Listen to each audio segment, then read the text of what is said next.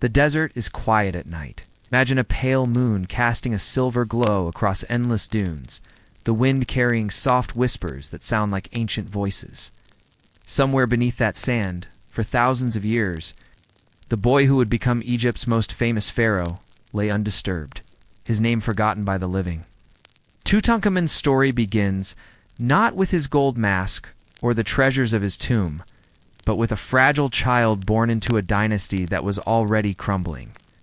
His father, Akhenaten, had dared to defy centuries of Egyptian tradition by worshipping only one god, the Aten, the disk of the sun. That bold move divided priests, angered nobles, and left the kingdom uneasy. Into this world of tension, a small boy was born around 1341 BCE. His cries echoing softly in a palace courtyard lined with limestone walls warmed by the desert sun. The palace smelled of lotus flowers floating in cool basins of water. The gentle splash of servants' feet on polished floors filled the air with a rhythm that seemed eternal. Beyond the palace walls, however, ordinary Egyptians worked beneath the sun, their hands rough from tilling the soil of the Nile's fertile floodplain. They wore simple linen that clung to their sweaty skin, while the royal child rested on soft reed mats covered with dyed cloth, shaded by palm fronds. Tutankhamun's early years were shaped by both privilege and fragility. Ancient records and modern science suggest he was often ill, perhaps with a clubfoot or bone disease, while other children ran freely in the courtyards. This vulnerability, contrasted with his divine status as a living god, shaped the quiet and solemn boy he would become. The world around young Tutankhamun was full of contrasts. Inside the palace, bronze oil lamps glowed against painted walls that depicted gods and kings in vibrant reds, blues, and golds. Outside, peasants squatted around clay ovens, baking bread that smelled of grain and smoke. While the palace musicians played delicate melodies on harps and lutes, village children laughed barefoot in the mud by the river, shaping toys out of clay. History often remembers kings for their power, but Tutankhamun's childhood was marked by the tension between fragility and expectation. His story reminds us that no amount of wealth or worship can protect a child from the weight of history. Subscribe to The Boring Historian for more sleepy history. Let me know in the comments what you'd like to hear next. The Nile River was the lifeblood of Egypt. It flowed like a long, gleaming ribbon of silver through the desert. And each year it rose with the rains of distant Africa, flooding the land and leaving behind rich black soil. For the ordinary people of Tutankhamun's time, the smell of wet earth after the flood was a promise of food and survival. At dawn, fishermen pushed narrow reed boats across the misty river, their nets heavy with perch and tilapia. The sun rose slowly, painting the waters in shades of gold, and the reeds along the riverbanks rustled softly as herons stirred. The air carried the faint, sweet scent of river lilies mixed with the sharp tang of fish. While the peasants worked, the palace across the river glittered in the sunlight. The boy king awoke to the quiet chatter of servants, and the soothing scent of incense burned to honor the gods. The polished floors of the royal chambers were cool beneath bare feet, in stark contrast to the cracked, hot earth of the farmers' homes. The rich feasted on bread baked from the finest wheat, honeyed dates, and roasted goose served on bronze platters. The poor ate barley bread, onions, and lentils, often sitting cross-legged on the floor of their mud brick huts as flies buzzed lazily in the heat. Life along the Nile was both harsh and beautiful. The river connected every Egyptian king and farmer alike. It brought fish to the poorest family and gold from distant mines to the pharaoh's treasury. When the wind shifted in the late afternoon carrying cool breezes off the water, even the slaves paused to lift their faces toward it, savoring a moment of relief from the relentless sun. This was the Egypt that shaped Tutankhamun's reign, a world where survival depended on the Nile's rhythms, where the gods were thanked with offerings for the flood, and where the boy king was expected to keep order in the balance between heaven and earth. The coronation of Tutankhamun was unlike any childhood milestone we might imagine today.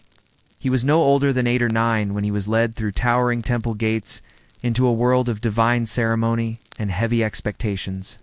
The air that morning carried the cool dampness of the Nile mist, mingling with the pungent smoke of incense burned in tall alabaster bowls.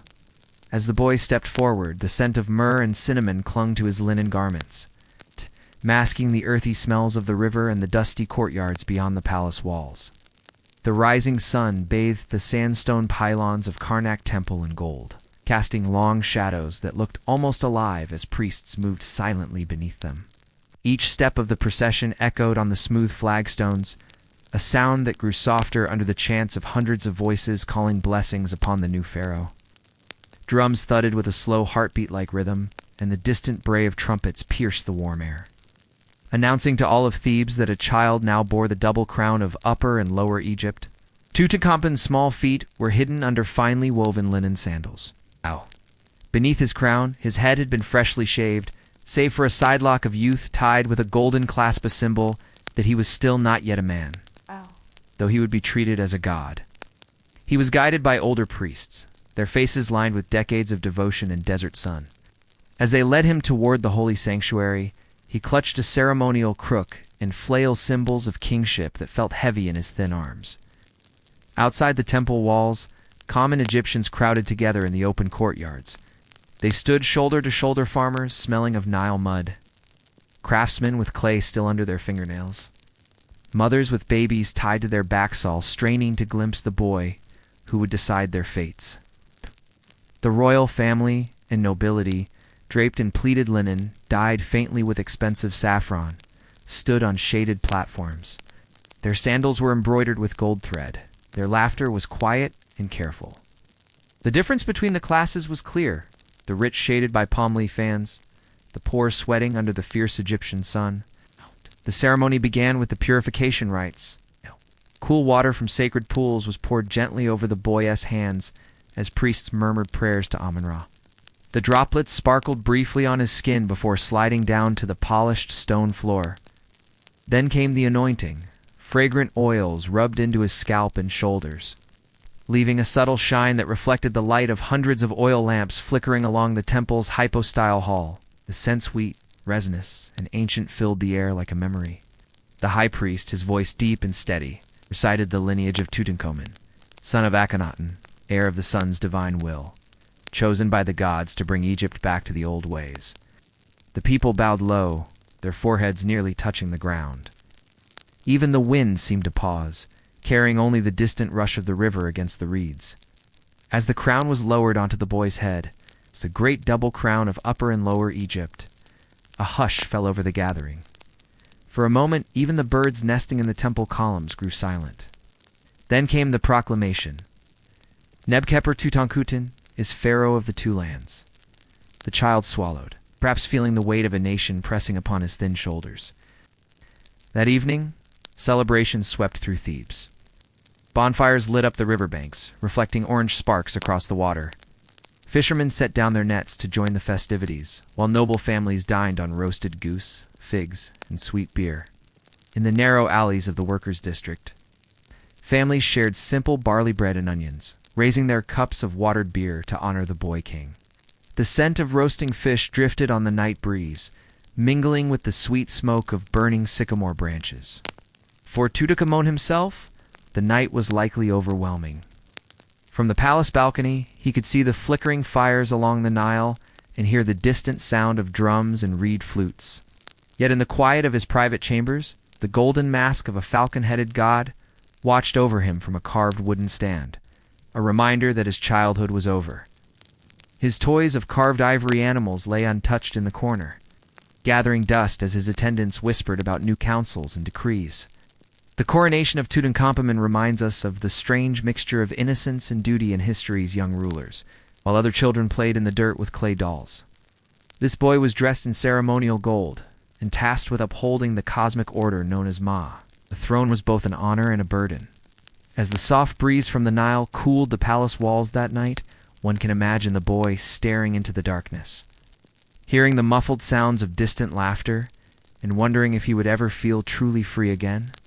The desert morning always began with light. First came the pale gray-blue glow that seeped over the eastern horizon, soft as a breath. Then the rim of the sun appeared above the desert hills, flooding the Nile Valley in liquid gold. From the windows of the royal palace, sunrise shimmered across polished limestone courtyards and the glazed tiles of columned halls. Far below, in the clustered villages along the riverbank, That same sunlight crept over mud brick walls, warming rough thatched roofs and waking the hum of daily labor. In the palace where Tutankhamun lived, dawn arrived quietly. Servants moved on bare feet, carrying jugs of cool river water for washing, their footsteps muffled on smooth flagstone floors. The scent of freshly lit incenser and frankincense drifted in faint curls toward carved ceiling beams painted the color of lapis. Somewhere in a distant chamber, a harp played a single drowsy note as an attendant tuned its strings. Beyond the palace walls, the day began with harsher sounds. The slap of wet clay as villagers patched their oven walls. The coarse bray of donkeys pulling baskets of reeds. The steady thump of millstones grinding barley into flour. The smell of wood smoke and damp river mud hung in the air, mixed with the sharp sweetness of onions that would flavor the workers' morning bread. The difference between these two worlds, one of gold-lined columns, the other of sun-baked, clay-defined Egypt in Tutankhamun's time. Inside the royal residence, the floors were cool underfoot, even during the midday heat. Painted walls showed gods with falcon heads and lotus blossoms rising from sacred pools. Perfumed oils in alabaster jars gave the rooms a lingering aroma of lotus and myrrh. Servants stood silently near bronze basins, ready with linen cloths and scented water, whenever the young pharaoh wished to wash. In the villages, floors were simply hard-packed earth scattered with straw. Families slept on red mats that smelled faintly of the river, their only decoration the shadows cast by palm-frond roofs. Chickens clucked near the doorways. Goats sometimes wandered in at night to escape the jackals that prowled the fields. Instead of incense, the villagers knew the scents of damp clay, baking bread, and the sweet sour smell of fermenting beer in clay jars. At midday in the palace, meals were served in shallow bronze bowls. Roasted goose brushed with honey, figs, and dates still warm from the sun, fresh bread from fine white wheat, and beer brewed to a smooth, mellow sweetness. Tutankhamun's table might also hold rare delicacies, pomegranate seeds.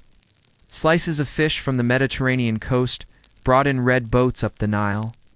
Meanwhile, laborers along the floodplain lunched on simple barley bread, onions, and occasionally dried fish. Their beer was thicker, often sour from the heat, served in rough clay cups.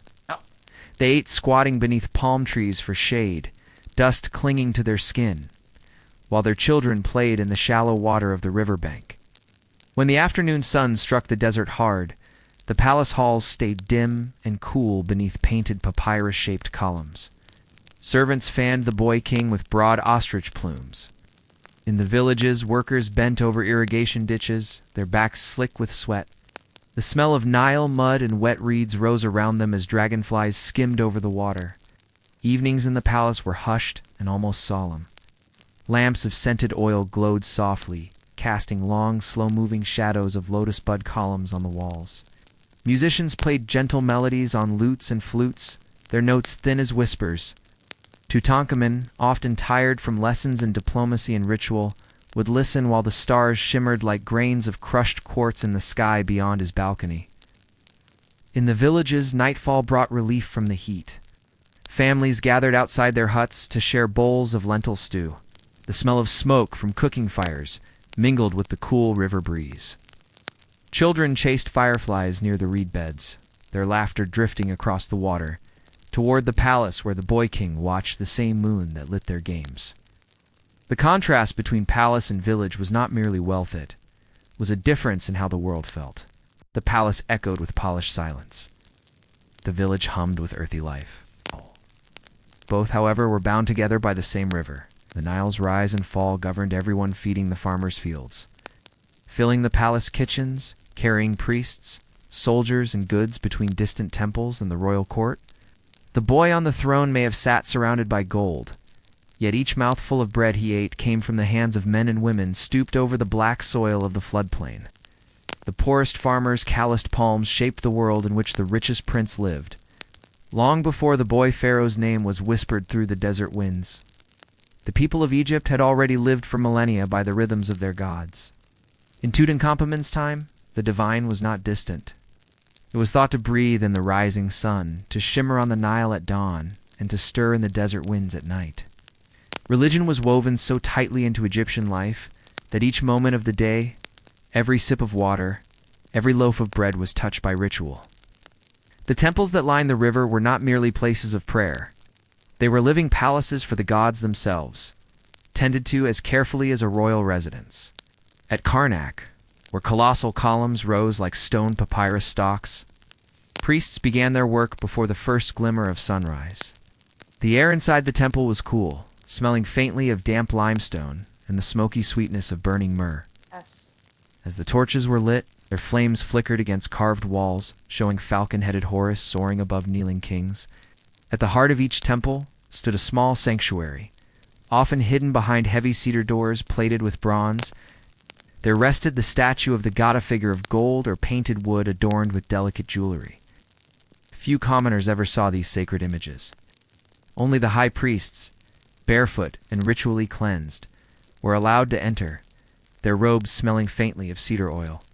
Before they approached the god's shrine, they washed their hands in pools of still water that reflected the dawn sky and left offerings of bread, beer, and lotus flowers, whose scent lingered in the cool air. For ordinary Egyptians, the rituals of the temple were distant echoes heard as chants drifting out to the streets. They brought their own small offerings, fig cakes wrapped in linen, tiny clay amulets to lay on outer altars. The smell of these offerings mingled with the sharp scent of freshly cut papyrus stalks that villagers carried along the riverbank. A farmeress prayer for a good flood was as earnest as a noblewoman's request for a healthy child. In this way, the religion of Egypt bound everyone together. Tutankhamun himself played a special role in these sacred rites. He was not just a king, but believed to be the living link between the mortal world and the divine. In festivals, he would stand before the god Amun-Ra, wearing a tall blue crown inlaid with lapis, his bare feet touching the cool stone of the temple floor. The chants of hundreds of priests and the steady beat of drums would fill the air so completely that even the birds perched in the temple columns grew still. During the great Opet festival, which marked the renewal of the king's divine power, statues of the gods were carried from Karnak to Luxor Temple on gilded river barges. The boats glided down the Nile under bright banners that rippled in the breeze, while priests waved fans of ostrich feathers to keep the sacred images shaded. From the palace balcony, Tutankhamun would watch the shimmering river procession. The scent of incense carried upriver by the wind. Villagers gathered along the banks, craning their necks to glimpse the passing gods, cheering and singing hymns that rose like the river mist into the sky. Life for the common people also had its quiet rituals. At sunrise, women pressed flour into small clay molds to bake bread shaped like birds or fish, leaving them as simple offerings at local shrines. Children wore protective amulets around their necks, carved in the shapes of cobras or scarab beetles. Farmers often buried tiny figurines of Osiris in their fields, hoping the god of fertility would bless their crops. The gods were present in every touch of the wind and every grain of soil turned by a wooden plow. Inside the palace, Tutankhamun's mornings often began with libations poured before statues of Amun and Osiris kept in private chapels. The scent of fresh lotus flowers in bronze bowls mixed with the earthy aroma of Nile water. Soft chants echoed down the painted corridors as the boy king stood solemnly in white linen robes, perhaps feeling the weight of expectations pressing more heavily than the golden jewelry around his neck. Yet religion in Tutankhamun's Egypt was also recovering from turmoil. His father Akhenaten had outlawed the worship of Egypt as many gods in favor of a single deity, the sun Diskatan. Temples to Amun had been closed, statues smashed or hidden. Tutankhamun's reign marked a return to the old gods, and with it came an air of reconciliation. Still, one imagines the tension that lingered among the priesthood, like the faint lingering smoke of incense long after a flame has died. The temple rituals were elaborate, offerings of bread and honey, chants that rose and fell like the waves of the river, the steady beat of sistrums rattling instruments that jingled like distant rain. Festivals brought bursts of music and colors, but on most days the prayers were slow, solemn, almost hypnotic. The priests believed that without these daily rites, the gods might abandon Egypt, the Nile might not flood, and the desert might reclaim the fields. The rich could afford to build elaborate tombs with painted scenes of gods welcoming them into the afterlife. Their burial chambers smelled of resin and cedar wood, sealed with care and prayers. The poor were often buried in shallow graves near the edge of the desert, wrapped in simple reed mats. Yet even they were placed with a clay amulet or a painted shard, too. Protect their journey into the next world. The golden image of Tutankhamun that fills museum halls today, his serene mask with almond-shaped eyes and a faint smile, hides a far more fragile reality.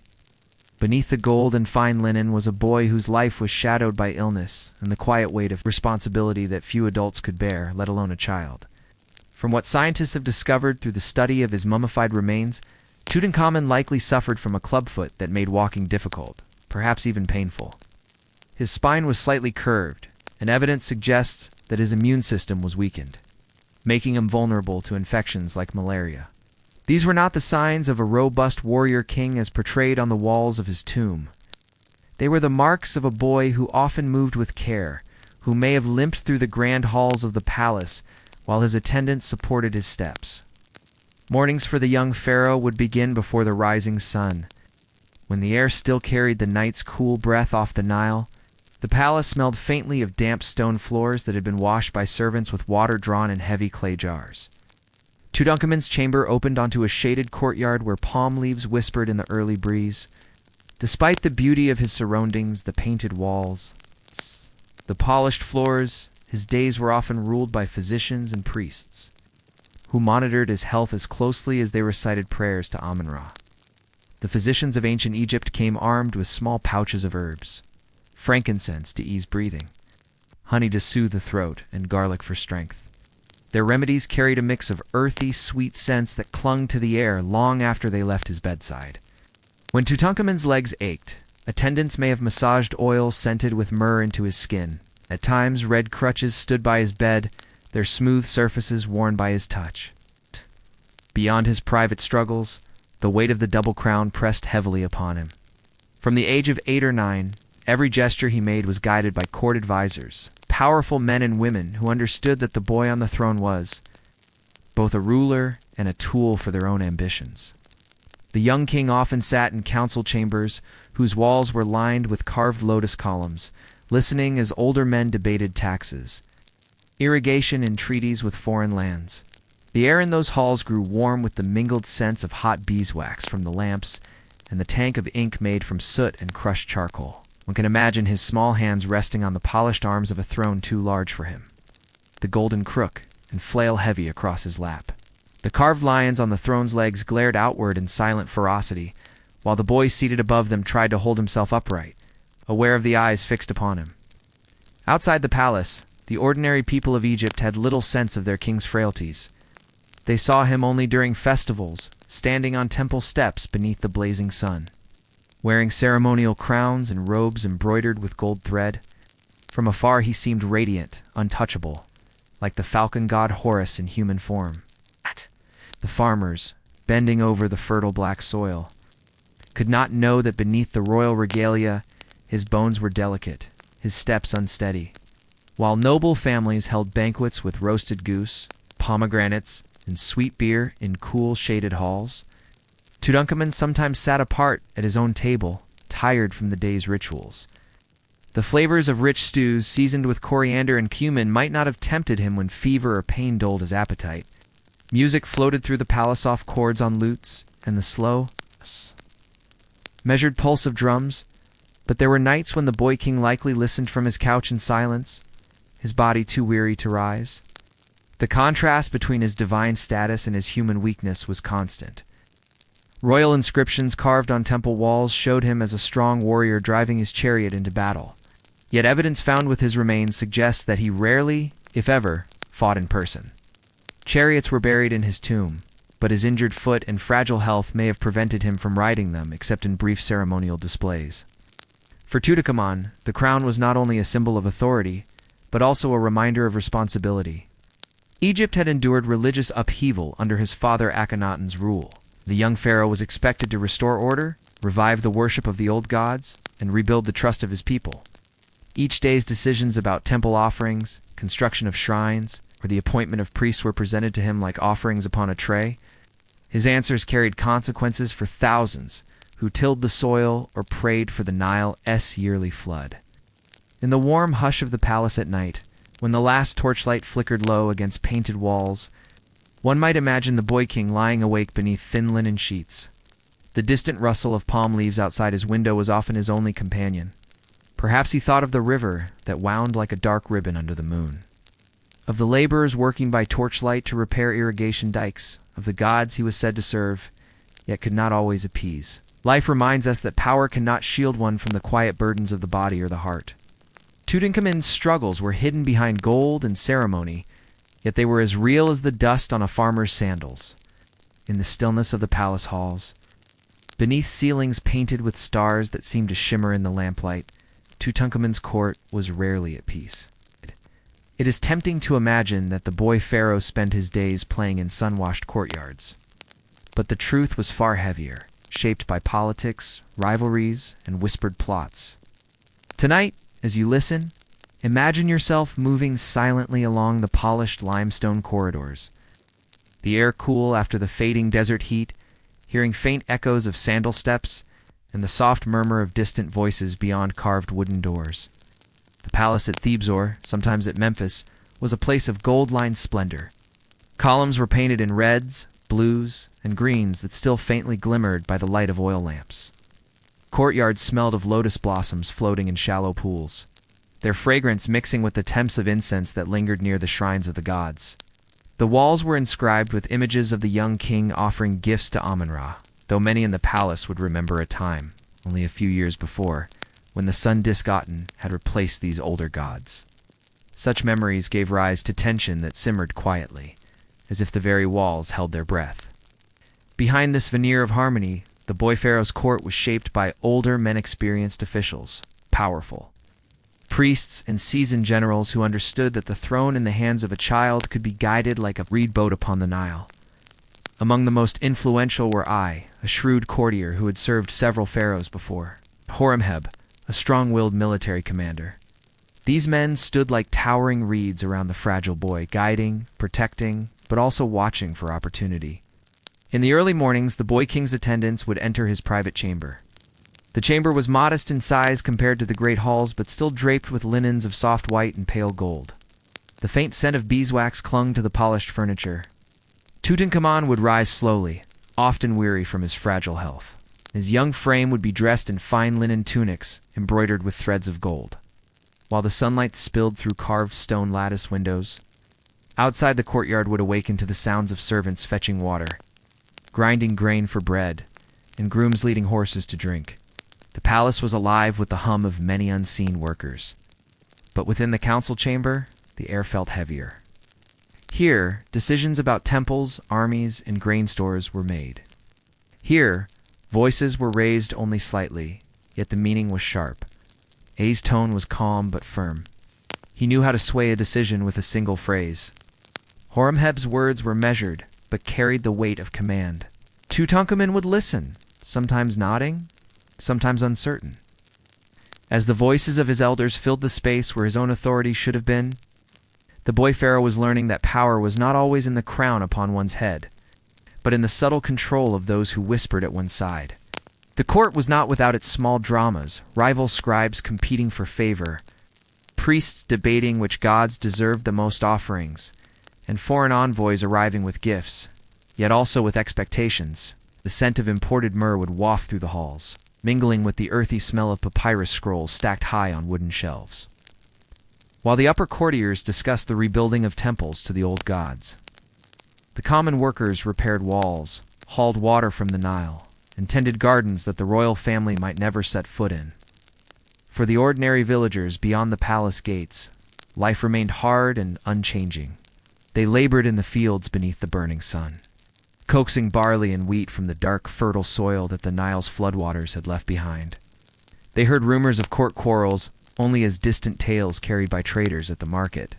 Yet these decisions in the palace, the distribution of grain, the ordering of military expeditions, the funding of temple repairs would ripple outward and affect their lives in quiet but profound ways. Within these walls of intrigue, the boy king's own heart must have often felt heavy. To bear the cobra-crowned headdress, before one's voice had fully deepened, was a strange destiny. The courtiers' gentle bows and rehearsed smiles were as much a mask as the painted faces of the gods in the temple murals. In such a place, trust was a delicate thing, easily broken, and the weight of the kingdom sat on narrow shoulders. As the evenings fell, the palace would grow quieter. Lamps flickered against the painted columns, casting long shadows like dark figures leaning in to listen. The boy pharaoh might sit near a window, gazing at the horizon where the last light touched the Nile, wondering whether he truly ruled or was merely carried along by currents stronger than himself. The story of Tutankhamun's court teaches us that power can be an illusion painted in gold and perfumed with incense, yet guided by unseen hands.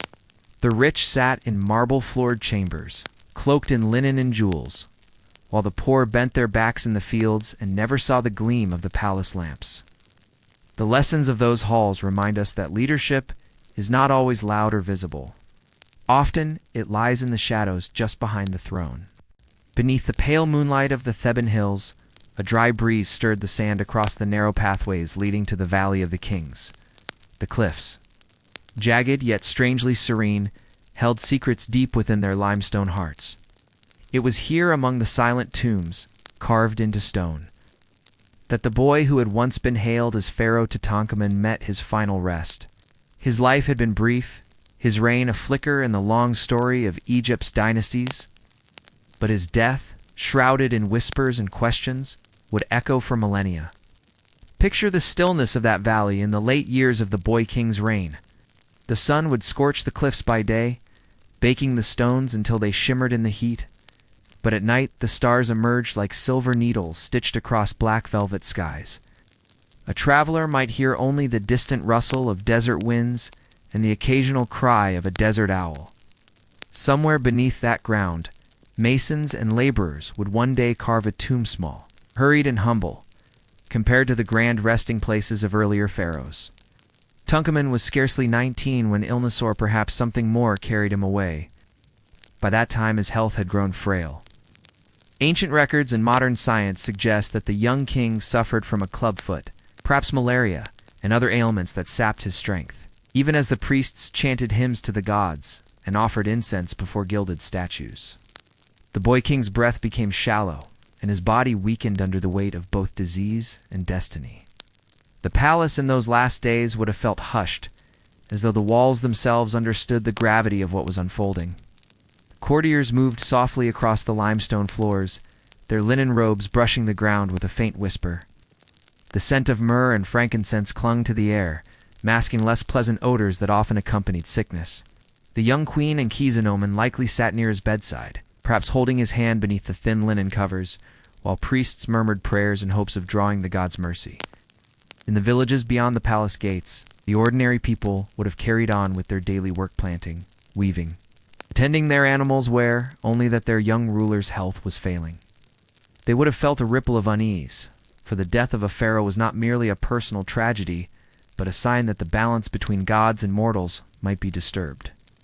When Tutankhamun finally passed, the air in the royal household must have felt heavy, a stillness broken only by the low wailing of women hired to mourn. His body was prepared for the journey into the afterlife according to sacred traditions. Washed in Nile water, anointed with fragrant oils, wrapped in layer upon layer of fine linen, and placed within a series of nested coffins, one of them made of solid gold. The scent of cedarwood resin filled the embalming chamber, mingling with the sweet perfume of lotus blossoms placed near his head. But questions lingered even in those days. Some suspected that Tutankhamun's death was not entirely natural. There were murmurs of an accident to fall from a chariot that shattered his leg, or perhaps an infection that worsened too quickly. Others whispered of more sinister possibilities, that palace intrigues, ambition, or fear of the young king's growing independence had led someone to hasten his end. No evidence has ever confirmed such suspicions, yet the shadows of doubt lingered like a faint echo in the tomb's silence. The burial procession wound its way through the desert toward the Valley of the Kings. The rhythmic beat of drums accompanied the mourners, their voices rising in hymns of farewell. Torches flickered against the limestone cliffs, their flames casting long, wavering shadows on the rugged faces of the mountains. In the distance, the stars reflected off the calm waters of the Nile, as if the heavens themselves were watching the passing of the young ruler. Tutankhamen's tomb, designated KV62, was far smaller than those of his predecessors. Its walls were painted with scenes of the king's journey into the afterlife, the colors vivid even by lamplight, deep yellows, earthy reds, and dark blues. The smell of freshly cut stone still lingered, a reminder of how recently the tomb had been carved. Around the golden coffin, artisans placed treasures, jewelry, chariots, weapons, carved statues of gods, and even board games for the young pharaoh's eternal entertainment. For the rich and powerful, the afterlife was imagined as a continuation of their earthly comforts. Meanwhile, the workers who dug and decorated the tomb returned to their modest mud brick homes across the valley. Their hands were calloused, their lives meager.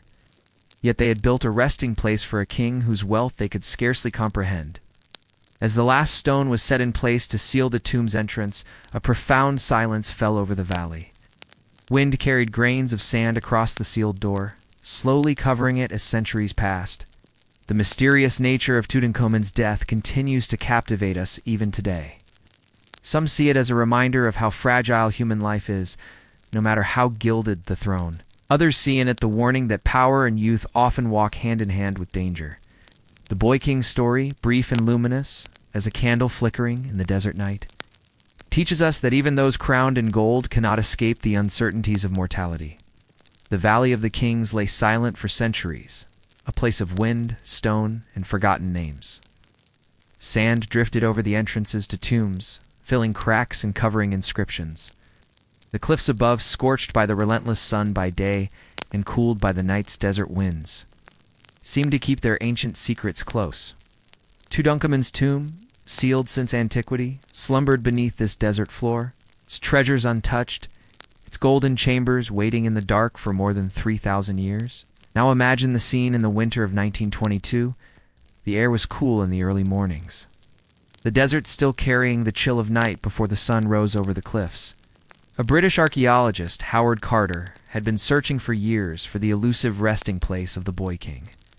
Each season of digging had ended in disappointment, empty shafts, broken potsherds, false leads.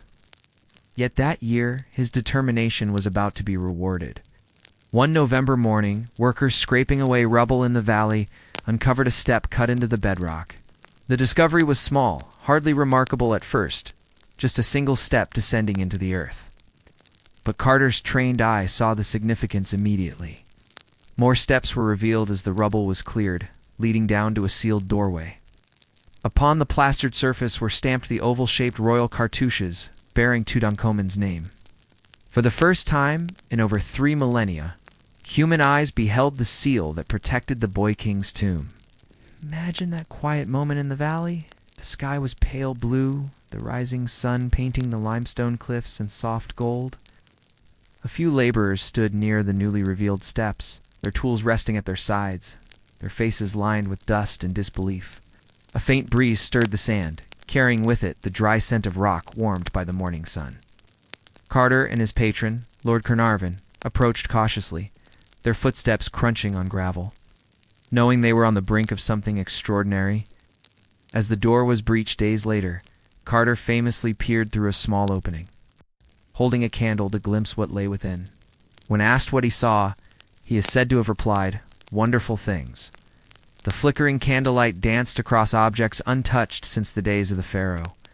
Chariots with gilded wheels, ceremonial beds carved in the shapes of lions and cows, alabaster vessels still smooth and luminous, and the faint glint of gold leaf catching the flame-esque glow. The air that escaped the tomb was stale, carrying the scent of resin and ancient dust like a breath from the distant past. The tombs for small chambers were packed to the ceiling with treasures. Ornate chairs inlaid with ivory and ebony, boxes containing jewelry of lapis lazuli and turquoise, finely crafted bows and arrows, and statues of gods and guardians all lay as if awaiting the Boy King's return. At the heart of it all rested the nested shrines that encased Tutankhamen's sarcophagus, the innermost coffin of solid gold glimmering softly in the lamplight. The discovery captured the world's imagination. Newspapers across continents published photographs of these long-hidden treasures. In Cairo's bustling streets, sellers of papyrus and trinkets whispered about the find, while in distant cities such as London, Paris, and New York, people marveled at the artifact's beauty. Yet in the valley itself, the atmosphere remained hushed and reverent, as though the stones themselves were unwilling to wake too quickly from their long slumber. The contrast between those who unearthed the tomb and the one it belonged to was profound. Illibers mostly. Egyptian villagers wore simple linen galabeas and lived in modest houses of mud brick near the excavation site. They endured the cold desert mornings and the scorching midday heat as they carefully brushed away centuries of sand. Meanwhile, the treasures they revealed had been crafted for a boy king who had slept in gilded beds and worn sandals stitched with gold. It was a reminder of how the divisions of wealth and privilege can echo across ages. Inside the tomb, each object told a quiet story, the sandals bearing images of defeated enemies beneath their soles, the tiny stools and toys that hinted at the pharaoh's youth, the ceremonial shields engraved with hunting scenes. These were not merely relics but fragments of a life that ended too soon. As Carter's team cataloged and removed each piece, the chambers slowly emptied, leaving behind only the murals on the walls, vivid paintings of Tutankhamun greeted by gods, walking into eternity. Even after the treasures were removed and placed in museums for preservation, the valley itself retained its somber peace. The wind still swept through the ravines, carrying the smell of dry earth and warm stone. The tomb's chambers, now empty, seemed to echo with memories of rituals and whispered prayers performed thousands of years before. The story of the tomb's discovery teaches us about patience, persistence, and the fragile thread that connects the present to the distant past. It also reminds us that, while gold may glitter and captivate the eye, it is the human stories, the boy king's struggles, the craftsman's devotion, the archaeologist's perseverance, that endure most deeply.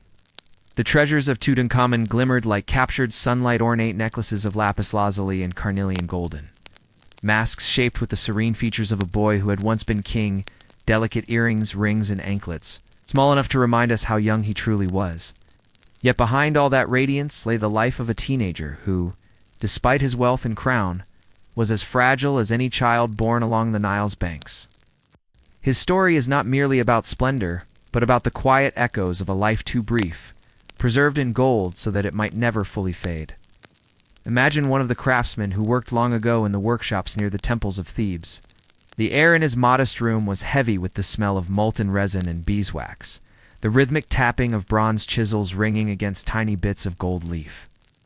Day after day, he and others hammered and polished objects intended to serve a king in eternity.